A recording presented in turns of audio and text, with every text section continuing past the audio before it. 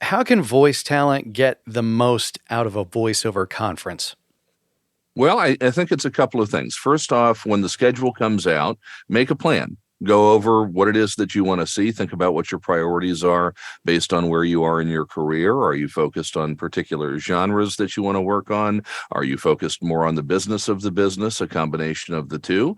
And then with a conference like VO Atlanta, which I've always kind of referred to as the Super Bowl of voiceover conferences because of the size of it, you're not going to get to see everything. That's part of the deal. It's meant to be a real saturation of quality content over the weekend. So make a plan. Go through the schedule, see what interests you, see where your priorities are, where you are in your career, and if you've got that plan and you stick to it, you should be able to have a pretty good conference. The other thing I will say is this, and I probably shouldn't say this as a conference owner, but I've always felt as a sponsor and an attendee over the years, and now being involved in the ownership of these conferences, that while the content we present is fantastic and you're going to learn a lot from it, in a lot of ways, the best thing you can do at a conference is build your tribe, your base of voiceover friends, the circle that you're going to hang with and run with in this business, because we pass work to each other left and right. And as much as you may get in front of those casting directors and those agents and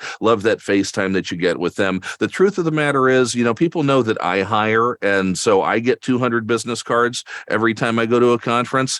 I'm going to tell you the truth. They stay in the hotel room. We're not really taking them home. Okay. Most of us don't have time for that. So at the end of the day, build your network of fellow talent friends, because chances are you're more likely to actually get hired by the people that you have close relationships with as fellow voice actors than you are maybe those agents and casting directors. Get the knowledge, get the wisdom from them. If you get on their radar, great. Okay. But make friends at these things. Find people to have lunch with, find people to have dinner with, find people to go to some of the parties with, and just build that relationship base that you've got, because that can lead to a lot of work. And you can get the chance to reciprocate when you have clients who are looking for people other than you to voice their projects as well.